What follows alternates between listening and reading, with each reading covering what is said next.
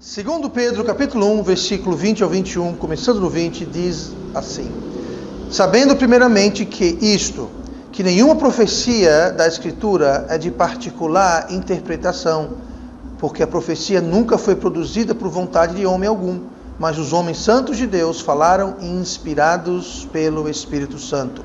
E vamos orar. Pai amado, obrigado pela tua palavra, abençoe-nos agora, possamos entender, aprender sobre esta matéria. Que o Senhor me ajude a falar com clareza e poder. Nós pedimos isso em nome de Jesus. Amém. E vamos sentar então. E hoje nós vamos continuar o que nós estamos falando recentemente sobre revelação e iluminação.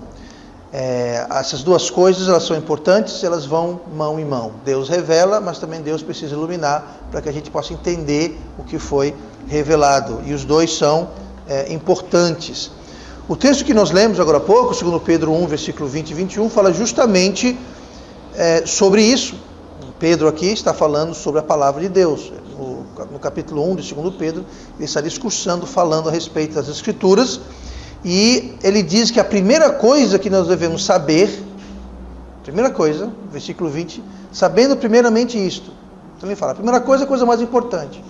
Então, a coisa número 1, a prioridade número 1 que nós temos que nos conscientizar nessa questão de interpretação bíblica é que nenhuma profecia da Escritura é de particular interpretação.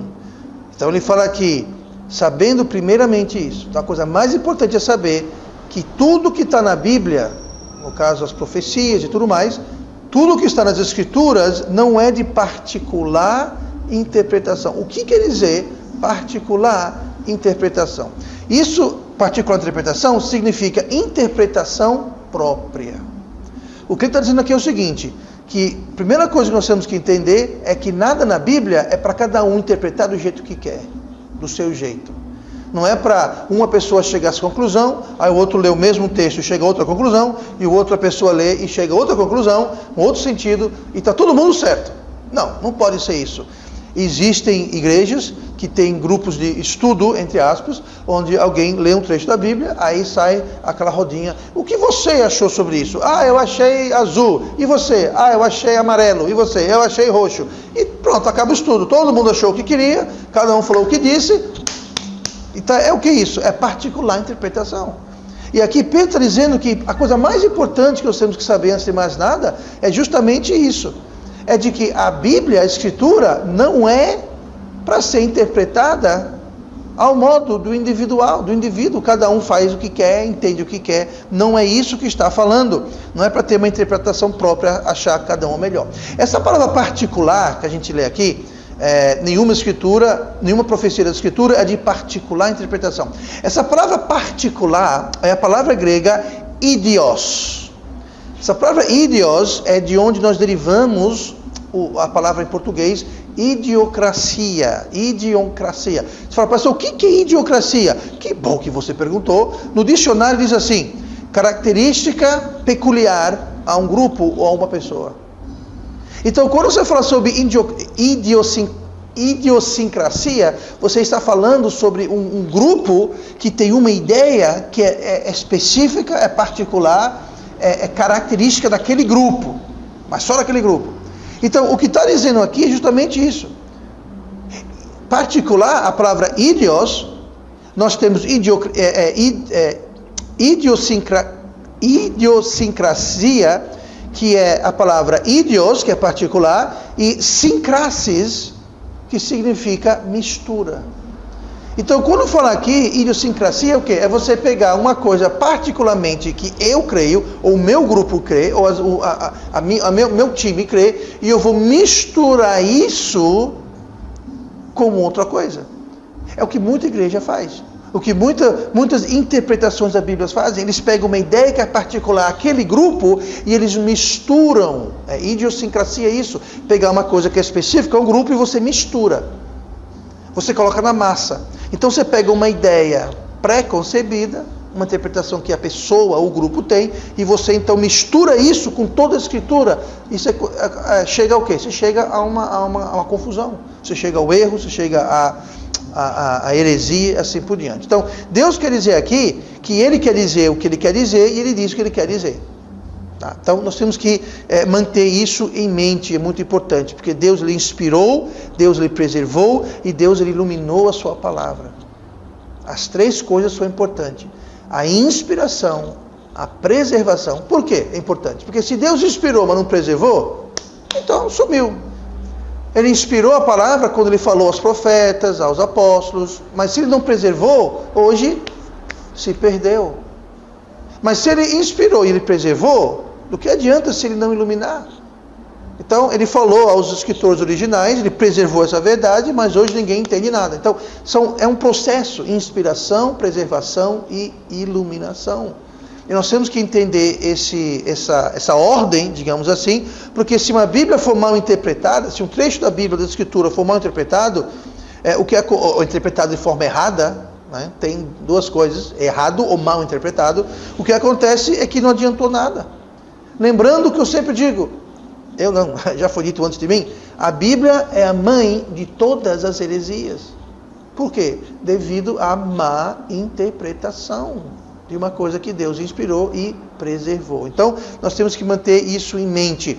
O texto não só diz que é o mais importante, né, sabendo primeiro isto, mas o texto fala também o porquê que isso é importante. Ele fala o que é e fala por que é importante. O versículo 21 explica isso. O versículo 20 fala o que é mais importante, a gente saber que Deus deu a Bíblia, deu a Escritura, mas não é para cada um achar o que quiser, não. E ele fala o porquê isso é importante. Por que, começa o versículo 21, respondendo a pergunta, por que a profecia nunca foi produzida por vontade de homem algum? Mas, dando aqui o oposto, os homens santos de Deus falaram inspirados pelo Espírito Santo. Então foi Deus quem falou aos homens santos para que eles falassem e ou escrevessem. Nem tudo que a gente tem na Bíblia foi escrito por quem falou. Muita coisa outras coisas não são. Foi escrito por outras pessoas. Por exemplo, você pega o Evangelho de Lucas. Lucas escreveu tudo aquilo. Lucas não falou nada. Lucas não foi uma testemunha presencial do Evangelho. Lucas nunca esteve frente a frente com Cristo, mas ele escreveu tudo. Já Mateus, João tiveram contato, Marcos, João, Mateus tiveram contato. Então eles escreveram o que eles viram, o que eles falaram. Tá? Mas então Deus falou, inspirou para que essas pessoas registrassem essas palavras. Então Deus não deve, se foi Deus que inspirou, não deve ser homens que vão dar o sentido que quiserem. Essa é a razão. Sabendo primeiramente isso, que nenhuma profecia da Escritura é de particular interpretação. Por quê? Porque a profecia nunca foi produzida por vontade de homem. Foi Deus que falou aos homens santos para que eles registrassem isso. Então, diz aqui, homens santos que falaram inspirados pelo Espírito Santo.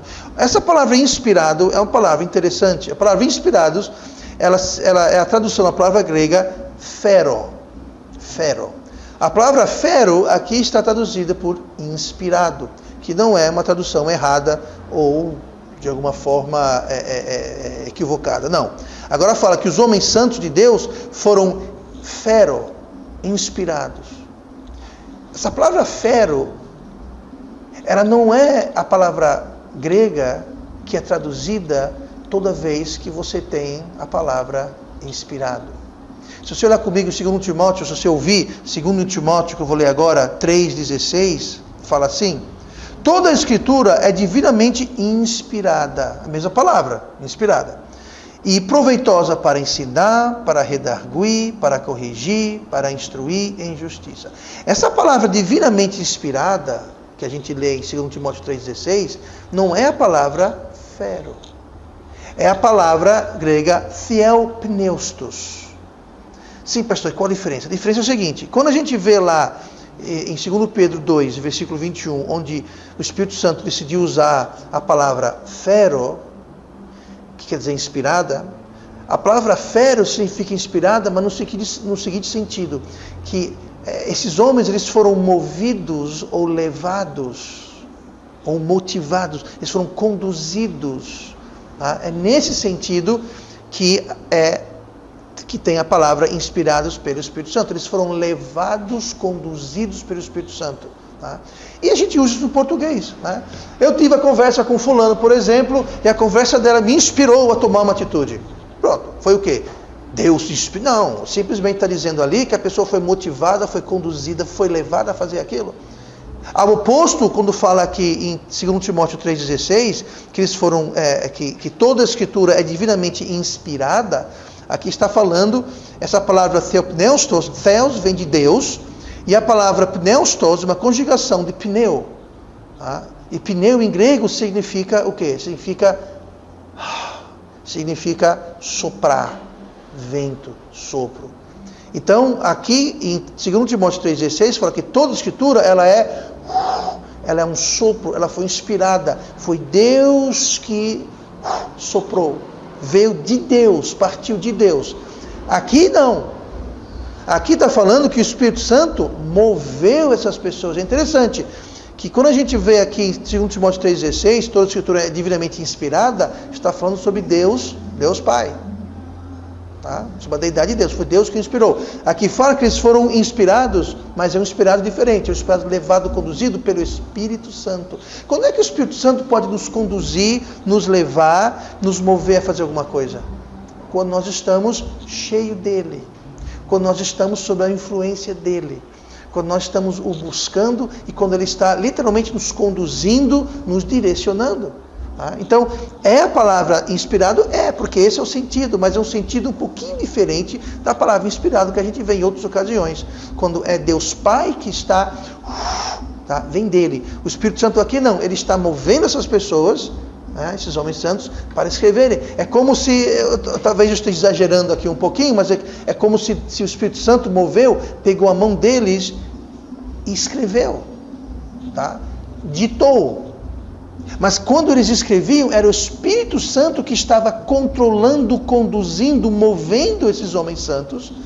E quem escolheu esses homens santos? Deus, porque Deus conhece o coração, Deus sabe o intuito de cada um. Então Deus escolheu esses homens santos e Deus, através do Espírito Santo, moveu, levou, conduziu esses homens a escreverem. E foi o mesmo Espírito Santo que preservou o que ele levou esses homens, conduziu esses homens a escrever. Esse mesmo Espírito Santo preservou, protegeu, guardou, para que hoje nós tivéssemos a palavra de Deus na terra.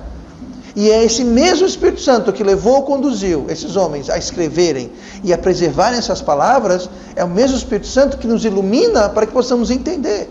Ou seja, tudo isso é o ministério do Espírito Santo de Deus, de inspirar, preservar e iluminar. Tá? Então nós não podemos negligenciar essa questão de iluminação e interpretação, porque Deus ele vai trazer o sentido correto se a gente está rendido a Ele, assim como os homens santos antigamente estavam rendidos, para serem movidos e controlados, para que pudessem então escrever essas palavras. Então, uma pessoa que está rendida e buscando e sob a influência do Espírito Santo vai conseguir interpretar a Bíblia com muito mais facilidade, clareza e precisão do que alguém que não está. Porque o Espírito Santo, ele é uma parte central, crucial dessa questão de interpretação bíblica que nós estamos vendo hoje. Então, a palavra inspirado aqui que nós vimos tem um sentido, em 2 Pedro 1,21, tem um sentido diferente da palavra inspirado em 2 Timóteo 3,16. Em 2 Timóteo 3,16, Deus falou as palavras que vêm de Deus, e em 2 Pedro 2,21, Deus ele controlou, moveu e levou os homens a escrever. Quando falamos sobre hermenêutica, e para quem não sabe, hermenêutica simplesmente é um nome técnico da interpretação bíblica. Hoje o tema é interpretação bíblica, nós poderíamos dizer hermenêutica, seria a mesma coisa. Mas existem dois termos na hermenêutica que são muito importantes de a gente conhecer e de a gente saber o que significa em relação a essa questão que Pedro levanta aqui de particular interpretação. Tá? Os dois termos que eu me refiro é eisegesis e exégesis. Tá? Eisegesis e exégesis. O que significa isso? Eisegesis é quando alguém coloca uma interpretação própria, ou como Pedro fala aqui, particular. Exégesis é quando você vai para um texto e você coloca o texto, o sentido no texto. como se você estivesse torcendo o texto para dizer o que você quer que ele diga. Você está fazendo o texto concordar com a sua opinião. Ao oposto que exégese é o oposto. É quando o texto vai dizer para você. Essa preposição exégese, ex é de explosão. Explosão, quando você vê explosão, a explosão faz o quê? Ela explode assim, não é isso? Então, quando você vê essa preposição ex, é uma preposição de direção. E a direção de ex é justamente essa aqui, ó. Então, quando fazemos uma exegese, estamos querendo, que o texto está nos direcionando o sentido dele. Exégese é o oposto. Exegese é quando você está dando ao texto sentido. É você vem com o sentido e você vai aplicar o seu sentido naquele texto, que é errado. O correto é você deixar o texto aplicar o sentido a você. É o sentido vir do texto para você e não o sentido vir de você para o texto. Tá? Isso é muito comum e é a razão e a fonte de muita confusão, heresia que se tem hoje em dia. As pessoas estão vindo e colocando o sentido. Isso aqui quer dizer isso. Não quer dizer isso. Não quer. Você está colocando o sentido que você acha que deve ter. E o oposto é a gente ser honesto e sincero e deixar que o texto nos dê a interpretação. Que o texto nos dê o sentido. Então, nós vamos ver dois sistemas de interpretação bíblica que é importante a gente saber. Um é errado e o outro é certo. Tá bom? De modo geral, e vocês vão entender rapidinho, facilmente o que se trata, tá bom? Então vamos lá. Quando falamos de interpretação bíblica, existem dois sistemas que são empregados. Um é o sistema alegórico e o outro é o sistema literal. Tá? Dois sistemas, alegórico e literal. Se você olhar no dicionário a palavra alegoria, de onde vem alegórico, você vai ver o seguinte definição: modo de interpretação que representa pensamentos, ideias e qualidades sob forma figurada ou simbólica. Então, alegoricamente falando, é quando você emprega uma interpretação que vai fazer tudo simbólico e tudo figurado. Não é errado a gente empregar alegoria. O problema é quando a gente só emprega alegoria. O problema é quando nós só interpretamos a Bíblia à base de alegoria, à base da simbologia. O sistema de interpretação alegórico não leva em consideração, por exemplo, o contexto, ou devo dizer, os contextos. Ele não leva em consideração o contexto histórico, o contexto cultural e sequer o contexto bíblico, que é uma fatalidade. Porque quando se trata de interpretação bíblica, o contexto é rei. O contexto é a coisa mais importante que tem quando você vai interpretar um texto. E quem emprega ao extremo interpretação alegórica, de forma alegórica, ele não vai, ele precisa dispensar qualquer contexto. Então você está logo aí dando um tiro no próprio pé. O que essa interpretação alegórica faz é que reduz a Bíblia a uma espécie de uma quase ficção, especialmente quando se trata de profecia. Se torna uma ficção. Por que uma ficção? Ficção é uma coisa que não é real. A ficção é uma obra literária que não é veraz, não é a verdade, alguém inventou. E é isso que torna a Bíblia. Ela se torna num texto que não tem veracidade alguma. Então, o que a interpretação alegórica faz em efeito ela puxa o texto para o mundo do leitor. Aquela história de exegese, o que ele faz, ele puxa o texto para a mente do leitor. E o correto é o quê? É o texto fazer o contrário.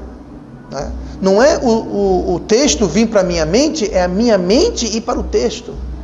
É aquilo que eu falei sobre exegese e exegese. Então, o que a alegoria faz ela pega a palavra de Deus e aplica o sentido da cabeça de quem está interpretando. E o correto não é isso, o correto é o oposto. O correto é a gente deixar que o texto venha e aplique o sentido em nossas mentes. Então, o resultado que se tem da interpretação alegórica é que ele mascara, ele coloca uma máscara, coloca um manto, digamos assim, ele cobre o sentido original do texto. Alguém pega um texto que está falando sobre alguma coisa e você extrai daquilo ali um sentido que não tem nada a ver com o que o texto estava querendo dizer. Ele literalmente, ele mascara, ele coloca uma máscara, ele coloca uma cobertura e esconde o sentido real do que aquilo está dizendo. Você pega vários trechos aí da Bíblia, e falarei um pouquinho mais sobre a história disso daqui a pouco, mas você pega um texto, por exemplo, o Bom Samaritano. Tem gente que pega aquilo e fala, isso aqui está falando sobre a história da igreja e como... Gente, que não está falando sobre a igreja. Mas eles fazem o quê? Eles falam, não, porque o ladrão era o fulano, e a vítima era o cicrano, e o bom samaritano era não sei quem. Aí o jumento era isso. Aí começa. Aí o jumento representa não sei quem. Aí a orelha esquerda do jumento representa não sei o que mais. E o dente molado do jumento. Aí eles saem fazendo, a pata direita representa a cauda do jumento. Eles começam a colocar figuras em tudo. Então aquilo vira uma festa. Vira uma festa. Então é um dos problemas, eu vou tratar outros problemas logo mais. Então uma forma alegórica, extremada de interpretação bíblica, ele anula o sentido original. E hermenêutica, ou interpretação bíblica, é justamente você querer pegar o sentido do texto, para você saber o que Deus está querendo falar para a gente. Mas se a gente pega e a gente anula, cancela, esconde e camufla aquilo, então não serve de muita coisa para a gente, temos que ter cuidado. Outro efeito da interpretação alegórica é que eleva o interpretador à condição de sacerdote. Deixa eu explicar. Sacerdote significa um mediador. A Bíblia fala que nós somos, os crentes, são sacerdotes. Por quê? Porque nós ficamos entre o pecador e Cristo. Como assim? Como é que um pecador vai chegar a Cristo? Através de nós. Por isso que a Bíblia fala que nós somos uma nação santa, nós somos sacerdotes santos. Por que somos sacerdotes? Porque se a gente não levar Cristo ao mundo, ninguém vai levar. Toda exemplo de salvação que existe, eu já falei isso antes, sempre haverá interação e instrumentabilidade humana. Sempre vai ter. É um folheto, é uma Bíblia, é uma palavra, convidou para um culto, alguém pregando, alguém explicando, alguém dando um estudo bíblico, sempre vai ter alguém. Aí que vem a intermediação. E Jesus, ele é o sumo sacerdote, porque assim como nós levamos o pecador a Cristo, Cristo é o único caminho a quem? A Deus Pai.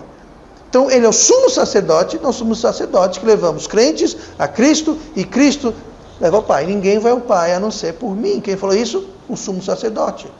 Então, quando você emprega uma interpretação alegórica, o que acontece é o seguinte: o interpretador que vai decidir o que a orelha direita do jumento significa.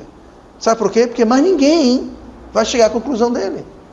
Porque a alegoria, cada um aplica o que quer, porque não está na Bíblia.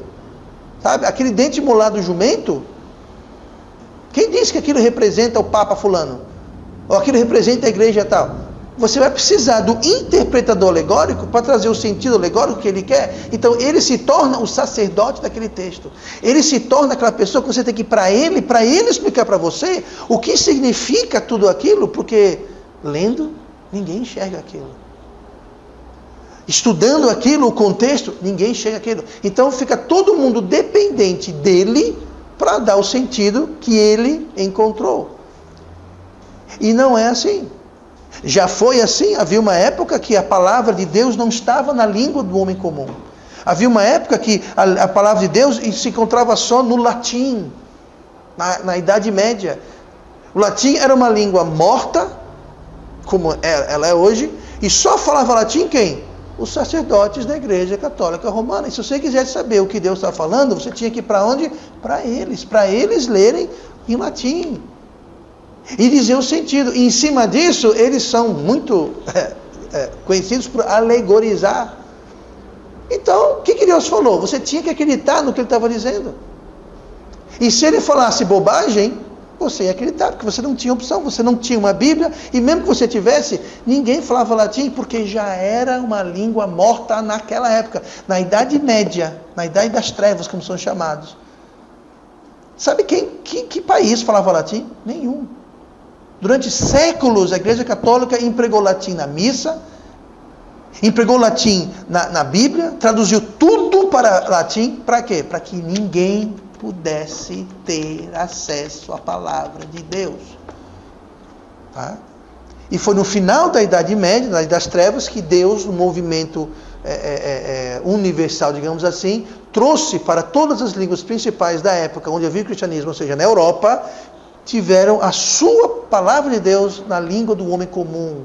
Isso para o português, para o espanhol, para o francês, para o italiano, para o alemão e assim por diante. Tá? Mas antes disso, dependia do sacerdote católico romano para levar você a palavra de Deus. Quando você faz uma alegoria, uma interpretação alegórica, é muito parecido. Você esconde, você não vai esconder em latim. A máscara que a Igreja Católica usou durante séculos foi esconder, foi mascarar a palavra de Deus em latim e só ensinar latim para os padres. Aí só os padres tinham acesso à palavra de Deus. Tá? Mas uma interpretação alegórica faz uma coisa muito parecida. Você cobre aquilo com uma interpretação alegórica que ninguém sabe. Porque você vai inventar que a pedra na estrada representa isso, o buraco na estrada representa aquilo, o tropeço que ele deu, não sei o que. Aí você começa a dar um sentido particular. E nós lemos aqui, sabendo primeiramente isso, que nenhuma profecia da Escritura é de particular interpretação. Não é para cada um achar o que quer dizer. Tá? Então, temos esses problemas aí. O sacerdote, o mediador, precisa então dar o sentido do texto que é obscuro, o sentido secreto. Que ninguém vê, só ele vê que bolou isso. Então, a interpretação alegórica é bem diferente de uma leitura metafórica, de uma leitura paralela, e uma leitura onde você aplica aquela situação a situações paralelas, conterrâneas. Não confunda, como eu disse no começo. Não significa que fazer uma leitura metafórica ou paralela é errado, necessariamente errado. Não é. Agora, o grande segredo da coisa é você não passar por cima do sentido literal do que o texto está claramente dizendo. Historicamente falando, esse método de interpretação alegórica, ele começou a ser empregado justamente para tentar conciliar, né, aí que vem idiosincrasia, para tentar conciliar coisas do mundo e pagãs a palavra de Deus.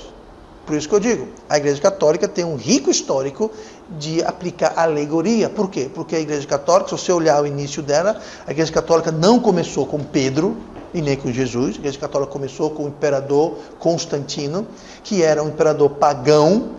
Ele diz que se converteu, mas tudo indica que ele não se converteu coisa nenhuma. Então ele tinha todo um sistema pagão de religião, um sistema romano, que adoravam as estrelas, adoravam os Césares, eles eram deuses. Tá? Então o que acontece? Ele fez o quê? Ele tentou juntar todo esse paganismo com a igreja, com a Bíblia, com as Escrituras. E para fazer isso, qual é o melhor método do que a alegoria? Porque a alegoria você faz o que você quer com o texto. Então, os primeiros sacerdotes católicos romanos fizeram justamente isso para tentar conciliar essas duas, digamos, posições, tá? Então, eles estavam trazendo um raciocínio falso e tentando aplicar a um livro espiritual. Aí que vem a exegese, quando você vem e você dá o sentido ao texto, ao invés de deixar o texto dar o sentido a você. É você puxar o texto para a sua realidade, em vez de deixar a sua realidade ser puxada para o texto. Tá? Esse é o grande significado dessas duas coisas. Então, eles colocaram textos escondidos e secretos para mostrar alguma coisa que na realidade não estava lá. Tá? Então, eles diziam, não, você não está vendo porque ele é secreto, ele é obscuro. Você tem que entender que a orelha do fulano, que o pé esquerdo do ciclano, aí começa a alegorizar tudo para dar sentido ao que eles querem dizer, tá bom? E muitas ideias modernas e erradas têm sido validadas por alegorias bíblicas, por interpretações de alegoria das Escrituras. Por exemplo, você já ouviu falar, muito comum hoje, mais do que você imagina, pensamento positivo. Pensamento positivo é o seguinte, você tem que visualizar, você tem que pensar e Deus vai fazer materializar o seu pensamento. Gente, isso é bobagem, é erro, não existe. Mas tem muita gente, esse pessoal da prosperidade toda, Benihim, Valnice Milhomens, R.R. Soares, Edir Macedo, aquele outro lá, o Apóstolo Cowboy e tantos outros, tá? Tudo aquilo Todos eles, o Cerulo, e posso ficar aqui falando esses nomes todinho. Todos eles são adeptos e pregadores do pensamento positivo. Você, para ter uma resposta, você precisa visualizar. Você quer um carro? Visualize o carro, a marca, a cor, o modelo, o ano. Visualize os opcionais que você quer. Pronto. Se você não fizer isso, então você não vai conseguir. Porque Deus precisa que você visualize. Tá? Isso daí é uma coisa de nova era. É psicobagunça, psicobobagem. Tá? Mas eles encontram respaldo e validação na Bíblia, na cabeça deles, através de uma alegorização das Escrituras. O que mais? A teologia da libertação da Igreja Católica, que nada mais é do que comunismo, marxismo. Eles justificam aquilo justamente pegando trecho da palavra de Deus e alegorizando. E daí eles vêm dizer que Jesus era um comunista, era um marxista, revolucionário. E eles dizem, está na Bíblia. Está na Bíblia porque eles alegorizaram a coisa ao ponto de deturpar completamente a palavra de Deus. O unitarismo encontra respaldo, a nova era e tantas outras coisas. Quando você vê o respaldo bíblico que eles tanto anunciam, nada mais é do que uma interpretação alegórica da palavra de Deus. Então temos que ter muito cuidado, porque o método alegórico ele foi introduzido justamente para consolidar erros e filosofias humanas com as Escrituras. Eles querem justificar o erro tentando um respaldo. Você lembra um tempo atrás, alguém mostrou para mim um certo pastor, e esse pastor, ele cometeu adultério com uma mulher casada. E ele falou que ali, ele estava na Bíblia, a Bíblia mandou ele fazer aquilo. A Bíblia mandou ele fazer aquilo. Aí ele foi, não lembro agora o texto lá, se foi em Amós, eu não lembro o texto. Mas a questão toda é que ele simplesmente não prestou atenção a uma pequena vírgula. E quando um repórter foi fazer reportagem, perguntou, você fez isso? Fiz. Por que você fez isso? Porque está na Bíblia.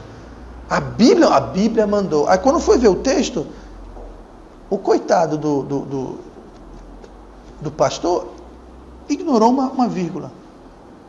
Que ignorando aquela vírgula, realmente dava o sentido que ele falava que estava dando. Mas que com a vírgula dava o sentido oposto. Então, você não ignora sequer uma vírgula da palavra de Deus.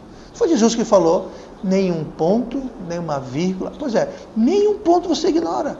Quanto mais você começar a acrescentar o seu sentido, a sua mente, a sua opinião na palavra de Deus. Não. É o contrário. É o contrário. Tá? A verdade, aquele pastor queria, por algum motivo torpe, fazer o que fez e foi buscar na Bíblia com muito afinco algum respaldo. E no zelo dele de encontrar um respaldo bíblico, ele esqueceu daquela vírgula. E olha a bagunça toda que deu. Então nós temos que ter muito cuidado. Agora, existe pouca, ou a diferença não é muito vasta, entre interpretações alegóricas, tipológicas e simbólicas. Tá? Você fazer uma interpretação alegórica, simbólica, tipológica, o que quer dizer isso, tipológica? Você pega um tipo na Bíblia. Por exemplo, José do Egito, ele é um tipo de Cristo, como nós já vimos. Ele representa, ele exemplifica Cristo. Existem outros, tá? Mas isso não é alegorizar. É parecido, mas não alegorizar. Fazer uma interpretação simbólica também não é necessariamente errado. Por que não? Jesus falou, eu sou a porta. Jesus é a porta? Não, ele é um homem. Jesus falou, eu sou o pão da vida. Ele é um pão? Não, ele não é um pão, ele é um homem. Tá? Então, existem ocasiões em que nós devemos sim pregar alegoria, simbologia, tipologia. Não é necessariamente errado. O problema é quando você ignora e se coloca em oposição e superioridade com uma interpretação alegórica. Ou seja, não é errado usar uma interpretação alegórica, conquanto que, primeiramente, e a superioridade esteja com a interpretação que nós vamos ver agora, que é a interpretação literal. Ou seja, se o texto tem um sentido literal, a gente toma o sentido literal e não o alegórico. O que é errado é você pegar um texto que tem um sentido literal e você ignora aquilo e você aplica uma alegoria. Como que a gente sabe que um texto tem um sentido literal? Bom, se pode ser literal, é porque é. Se não pode ser literal, é porque não é. É muito simples. Como eu falei agora há pouco, Jesus falou, eu sou o caminho. Isso é literal ou é simbólico? É simbólico. É alegórico. Tá? Jesus falou, eu sou o pão da vida. Ele é um pão? Não, não é um pão. Então aquilo é o quê? É simbólico. Né? O pão representa alimento, que dá vida. Tá? Então nós temos que entender, se pode ser interpretado literalmente, então é literal. Se não pode, então não é. É tão simples quanto isso. Aí você vê quanta bagunça que as pessoas fazem. O que significa a orelha direita do jumento? Não significa nada. A história não está falando sobre a orelha direita do jumento. O jumento não tem importância. O jumento era o método de transporte que o rapaz lá pegou a vítima do roubo e levou para a carceragem. Só isso. Não quer dizer nada. O jumento não tem nada a ver, não tem um sentido central na história nenhuma. Tá? Agora, é bem diferente quando falamos de um outro jumento, o jumento que falou para Balaão. Lembra quando Balaão, que havia desobedecido Deus, veio e ele estava desviando-se de um anjo que estava no caminho para matar Balaão e imprensou a perna de Balaão no lado, digamos assim, na ribanceira. E Balaão começou a bater no jumento, o jumento virou e falou para Balaão, qual é, meu? Bom, ele não falou bem assim, mas o jumento falou. Ali o jumento tinha sim uma função central aquele episódio todo. Tá? Então não é, se é jumento, ignora. Não, nós temos que ver o que a Bíblia está falando. Ah, mas pastor, mas é impossível literalmente o jumento falar. Para Deus tudo é possível. Entendeu? Aí você fala, mas se for assim, então é possível que a orelha do jumento lá no bom samaritano. Não, aí é diferente. Entendeu? É totalmente diferente você falar que com Deus pode fazer todas as coisas, aí você pega um texto e faz o carnaval que você quiser com aquilo. São duas coisas totalmente diferentes. Tá bom? Então nós temos que ter cuidado com isso. O livro do Apocalipse é um livro que muita gente faz uma salada imensa, porque eles não acreditam que aqueles símbolos, que aqueles sinais que vão acontecer sejam literais.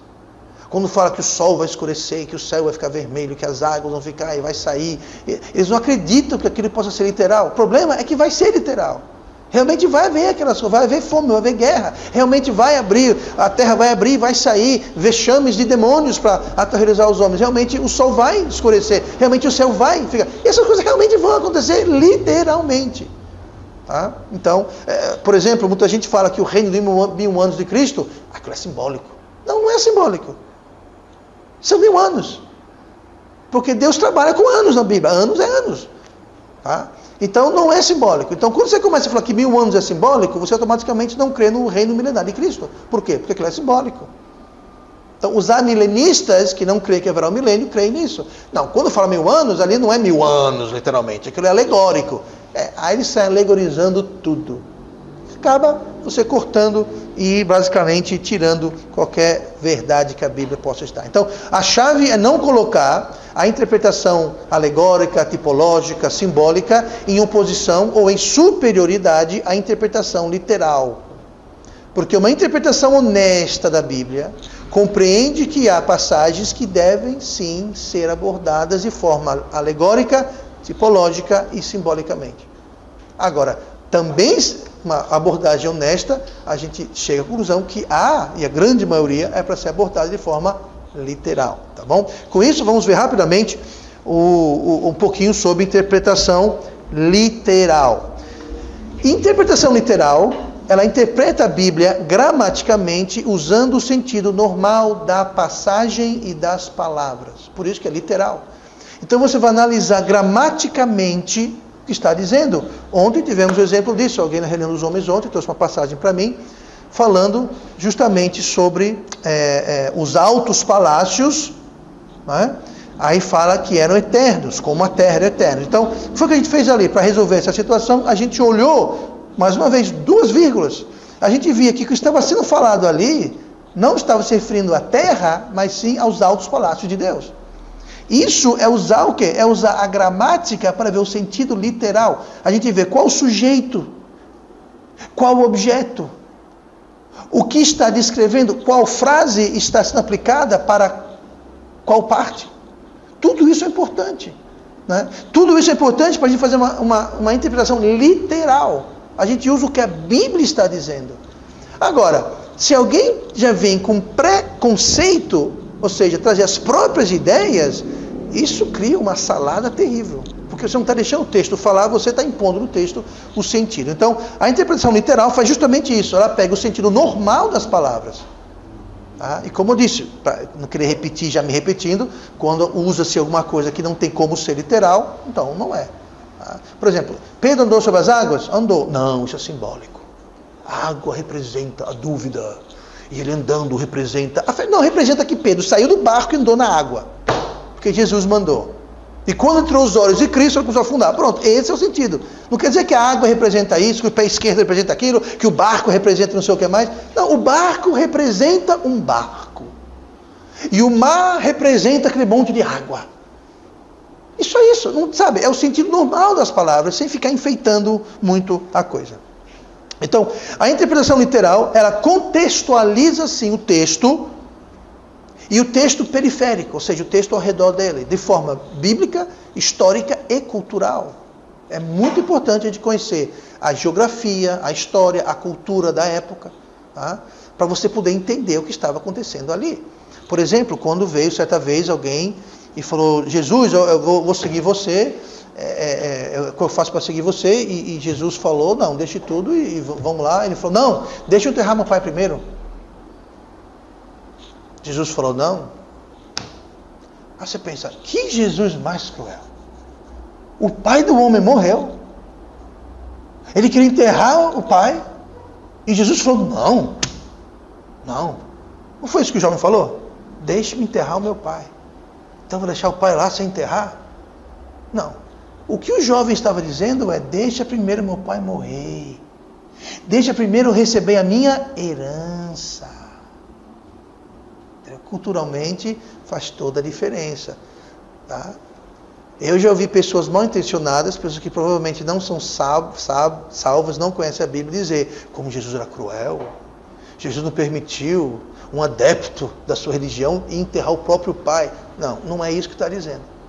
Tá? Então, tem que fazer uma contextualização histórica, cultural, geográfica, para a gente poder entender tudo isso que está acontecendo, tá bom? A interpretação literal, ela compara escritura com escritura para determinar a intenção divina do autor, ou seja, de Deus. A gente faz tudo isso para a gente ver o que Deus quis dizer com isso. Mais uma vez, é uma exegese. O que Deus quer dizer para mim e não o que eu quero que Deus diga. Há uma grande diferença. Tá? E essa é a diferença. E 1 Coríntios 2,13, as quais também falamos, não com palavras de sabedoria humana ensina, mas com as que o Espírito Santo ensina, comparando as coisas espirituais com as espirituais. Então fala, é justamente isso. Pedro falou que nenhuma profecia da Escritura é de interpretação própria. Por quê? Aí ele continua. Porque a profecia nunca foi produzida por vontade de homem algum. É o que Paulo fala aqui, né? Falamos não com palavras que a sabedoria humana ensina. Mais uma vez, Paulo, assim como Pedro, está comparando o que a sabedoria humana ensina e o que Deus está ensinando. Tá? Então, se a gente quer saber o que Deus está ensinando, a gente tem que deixar o texto falar para a gente, e não a gente falar para o texto. Tá? Fazer uma interpretação literal.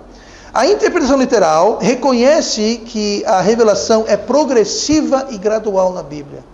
Hoje nós temos muito mais revelação, nós temos a completa revelação do que tinha Paulo, por exemplo. Paulo não tinha toda a revelação que nós temos. Tá? Se você voltar para os profetas, eles não tinham, nós já vimos isso antes em aulas recentes, como profetas e patriarcas do passado não tinham o grau de revelação que nós temos hoje. Não tinham. Eles não tinham o Espírito Santo que os levava a toda a verdade que nós temos hoje. Eles não tinham. Tá? Então, a revelação, ela foi gradual, e a interpretação literal, ela reconhece e contextualiza isso. A interpretação literal também reconhece a simbologia e figuras, quando adequado, sempre que isso não fira o sentido e contexto literal, bíblico da coisa. Tá? Então, se pode ser literal, é literal. Existe simbologia, existe figuras, existe tipografias, existe. Agora, isso nunca vai passar por cima do sentido literal, o sentido óbvio, o sentido claro, o sentido pleno, normal da coisa. Então, temos que manter isso em mente. E, finalmente, interpretação literal segue a seguinte regra. Quando o sentido claro faz sentido, não busque outro sentido. Quando o sentido claro, óbvio, já faz sentido, então não busque outro sentido. Pedro saiu do barco e andou até Jesus. O que quer dizer isso? Quer dizer que Pedro saiu do barco e andou até Jesus. Não, porque veio um homem samaritano e viu uma vítima de um crime, aí colocou ele no seu jumento, levou para a estalagem. O que significa isso? O que representa a estalagem? A estalagem representa onde levou o coitado que estava semi-morto para se recuperar. Só isso, mais nada. Não. Essa estalagem representa a igreja. Não representa a igreja. Representa uma estalagem. E o jumento quer dizer o quê? O jumento é o animal que ele usou para transportar. E o dinheiro que ele pagou na estalagem é o que ele pagou para pagar a conta do homem, gente. Agora, tem gente que quer saber, não, porque a primeira moeda representa aquilo, a segunda moeda representa não sei o que mais, a terceira moeda. Agora, você pega um texto lá em Apocalipse, onde fala sobre a besta que tem 10 cabeças e tantos chifres. Existem cabeças, animais com 10 cabeças. Não, aquilo ali é obviamente simbólico. Por quê? Porque não tem um sentido pleno. Não tem um sentido claro. Então, onde não tem um sentido claro, onde não é possível que aconteça aquilo, é porque é simbólico e figurativo. Mas quando não. Então, quando o sentido claro faz sentido, não busque outro sentido. Deixe o sentido sentado, como está, sem nenhum problema. Resumindo, a interpretação literal não garante ao estudante entendimento completo do texto. Tá? Uma interpretação literal não garante, usando só o método literal de interpretação. Como nós falamos, existem outros modos de interpretação que não tem muita diferença entre si, como tipográfico, simbólico, etc. Mas o segredo é não colocá-los em oposição à interpretação literal, mas sim usar os dois conjuntamente. Quando faz sentido, não busque outro sentido. Se não faz sentido, então há um outro sentido que a gente ainda não achou. Tá? E isso vai nos ajudar a interpretar a Bíblia corretamente. Sabendo primeiramente isso, que nenhuma profecia da Escritura é de particular interpretação. E a razão que temos tantas falsas religiões, heresias e erros sendo ensinados pelo mundo afora é justamente isso. São métodos de interpretação que estão sendo empregados de forma errada. Como disse, alegorizar, usar simbolismo e tipografia não é errado em si, mas é errado quando usado fora do seu método correto, né, em que ela vai contrariar o texto claro e primário da palavra de Deus. Amém? E vamos orar. Pai amado, obrigado pela tua palavra, ajude-nos a aprendermos a entender.